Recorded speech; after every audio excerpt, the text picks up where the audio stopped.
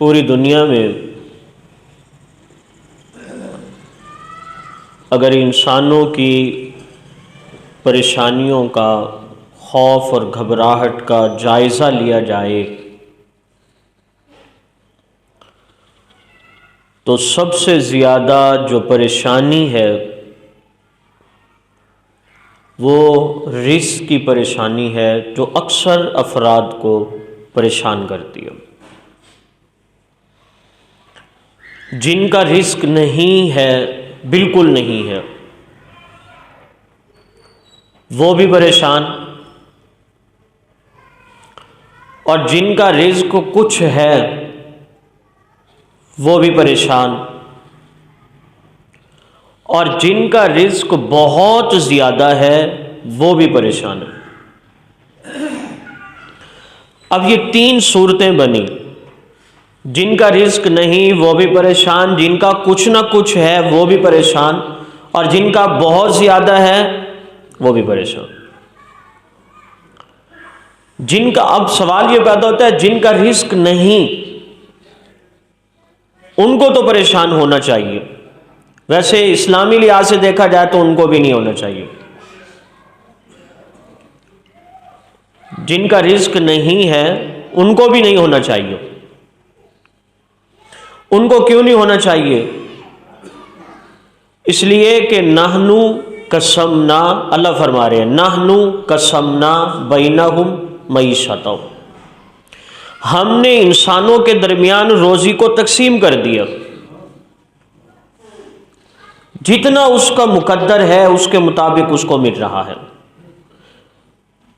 اگر اللہ نہیں دے رہا تب بھی اللہ کا شکوہ نہیں کرنا چاہیے کہ کوئی مصلحت تو ہے،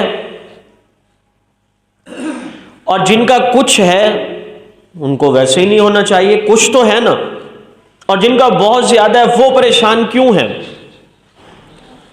انہیں مستقبل کا فکر کھائے جا رہا۔ ہمارے ہاں ایک لفظ استعمال ہوتا ہے فیوچر، فیوچر، برائٹ فیوچر، روشن مستقبل۔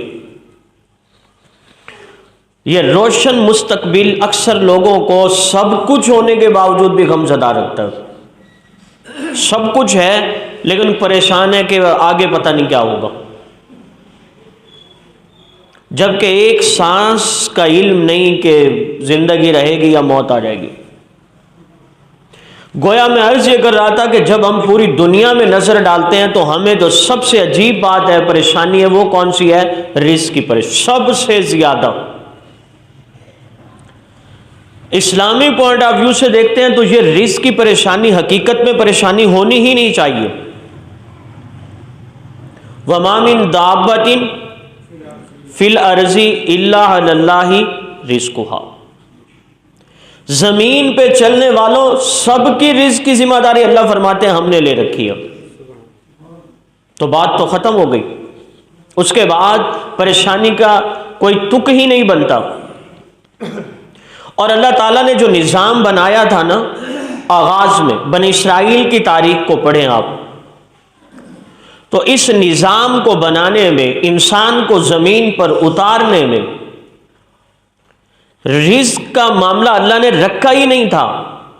کماؤ، یہ اللہ کا نظام نہیں۔ آغاز میں اللہ کا نظام تھا کہ تم صرف عبادت کرو، مسلسل عبادت کرو، پکا پکایا کھانا میں تمہیں دوں گا، کبھی من دوں گا تو کبھی سلوا دوں گا، کبھی میٹھی ڈش دوں گا تو کبھی نمکین ڈش دوں گا۔ اللہ نے تو روٹین ہی یہی بنائی تھی۔ انسان ناشکر ہے، اور انسان کی ناشکری کی وجہ سے اللہ نے فرمایا چلو ٹھیک ہے۔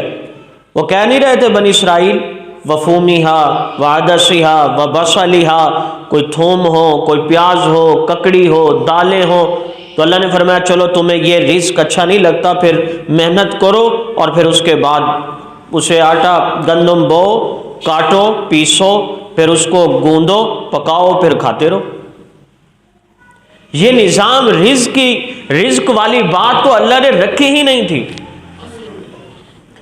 اچھا، اب اللہ تعالیٰ فرما رہے ہیں نحنو قسمنا بینہم معیشتہم، ہم نے معیشت کو تقسیم کر دیا، جس کی جو روزی ہے، رزق ہے، اللہ فرماتے ہیں ہم نے وہ تقسیم کر دیا۔ اب اس بات کو ذرا سمجھیے گا، اللہ کی اس آیت مبارکہ کو سمجھیے۔ آج کوئی بھی شخص ایسا نہیں جو اپنی روزی پہ راضی ہو رہا ہو، چند لوگ، اس کے علاوہ نہیں، اور وہ بھی بہت کم۔ اللہ اب اگر کوئی شخص اپنے رزق پر راضی نہیں ہے تو وہ اللہ کی تقسیم پر اعتراض کر رہا ہے۔ پیر صاحب کا اتنا مقلد ہے، پیر صاحب نے کہہ دیا نا کہ یہ چیزیں تھیں میں نے تم میں تقسیم کر دیں، تو کہتا ہے بس پیر صاحب نے تقسیم کر دیا کافی ہے۔ فرما بردار اولاد ہے، ابا جان اماں جان اگر تقسیم کر رہی ہیں تو بس ٹھیک ہے جی، ابا جان نے کر دیا تو کافی ہے۔ اور اگر فرما بردار شاگرد ہے تو استاد کی بات کو نہیں ٹالتا، مل گیا تھوڑا زیادہ کوئی نہیں، اب استاد سے کیا جھگڑا، ٹھیک ہو گیا۔ استاد جو ہے، کیا اللہ کا درجہ استاد سے بھی کم ہے، پیر صاحب سے بھی کم ہے، والدین سے بھی کم ہے؟ نحنو قسمنا بینہم معیشتہم، اللہ فرماتے ہیں ہم نے تمہاری حیثیت کو، تمہاری نیچر اور فطرت کو سامنے رکھ کر تمہیں رزق تقسیم کیا۔ اور اگر اللہ تعالی شانہ کسی کو کم دے رہے ہیں تو اللہ کی حکمت ہے، اور جس کو کم مل رہا ہے اسی کو اگر بہت زیادہ مل جائے تو خدائی کا دعویٰ کر دے گا، یہ انسانیت کو رونتا پھرے گا، اور اسی کی اس مصلحت کو سامنے رکھ کر اللہ نے اسے رزق تھوڑا دیا تاکہ یہ تکبر کے ساتھ نہ چلے، یہ فرعونیت اس کے اندر نہ آ جائے۔ تو خوش رہنا چاہیے، نحنو قسمنا بینہم معیشتہم، ہم نے تقسیم کر دیا تمہارے درمیان رزق، جو ہم نے تقسیم کر دیا کوشش تمہارے ذمہ ہے، جو ہم نے تمہیں رزق دینا ہے وہ تمہیں ضرور ملے گا۔ مختصر سی بات ہے رزق کے معاملے میں۔ اور دوسری جگہ اللہ تعالیٰ ارشاد فرما رہے ہیں وَيَرْزُقُهُ مِنْ حَيْثُ لَا يَحْتَسِبُ، میں اپنے بندے کو اس جگہ سے رزق دیتا ہوں لا یحتسب، جہاں سے اس کا خیال اور گمان تک نہیں ہوتا۔ میں وَيَرْزُقُهُ، میں دیتا ہوں اسے من حیث لا یحتسب، اس کا کنسیپٹ اور تصور ہی نہیں ہوتا، لیکن میں اس کو اس جگہ سے بھی روزی دیتا ہوں۔ وَمَن يَتَوَكَّلْ عَلَى اللَّهِ، جو اللہ پہ بھروسہ رکھتا ہے فَهُوَ حَسْبُهُ، اللہ اس کو کافی ہے۔ بڑی زبردست بات ہے۔ وَمَن يَتَوَكَّلْ عَلَى اللَّهِ، اللہ پر بھروسہ رکھنا تمہارا کام ہے، فَهُوَ حَسْبُهُ، وہ اللہ کافی ہے تمہیں۔ أَلَيْسَ اللَّهُ بِكَافٍ عَبْدَهُ، کیا اللہ اپنے بندے کو کافی نہیں؟